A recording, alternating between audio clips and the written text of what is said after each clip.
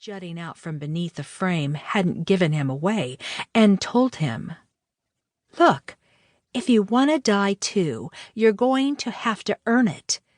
Life isn't easy, and neither is death." Her voice was a constant hiss of air. "You're not going to hang around here, dissolving like you're some kind of—" Rufina paused, searching for the right word, the right image that would sufficiently support her scolding.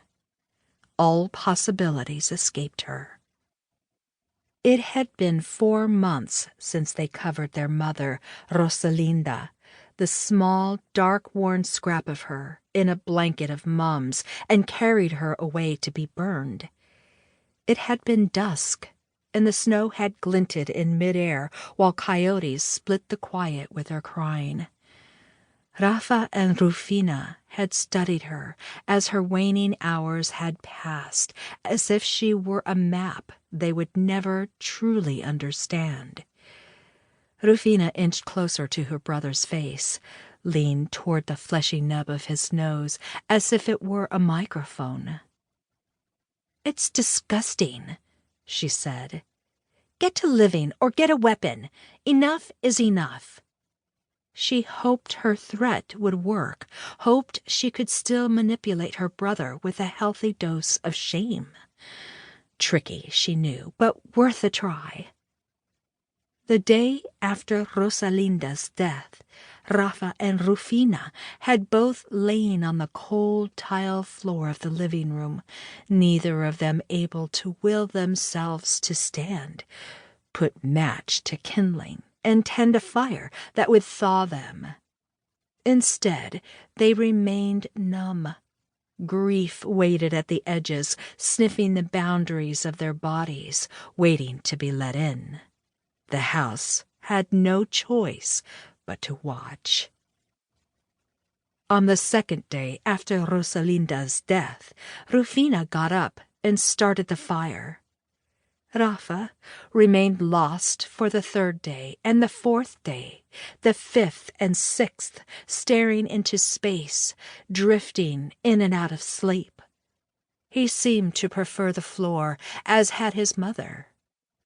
It was where she had stitched embroidery and painted her ink portraits, where she ate and where she sat long hours, staring out the window that stretched from ceiling to floor of the south-facing wall, while a record tumbled sound and one cigarette after another clung to her bottom lip.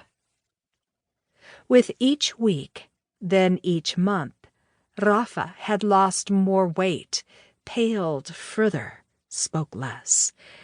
Each new day had demanded he persist. He lit one of Rosalinda's cigarette butts, stained with her fuchsia lipstick, and let the smoke fill his nose, laced with the scent of her headache-inducing perfume. He could not get enough of his mother, the woman who was no more. Under the bed, Rufina was close enough to see the splinters of amber in her brother's wood-colored eyes. "We know how to do this," she said. "Remember how they used to throw money at us?" Which was almost the truth.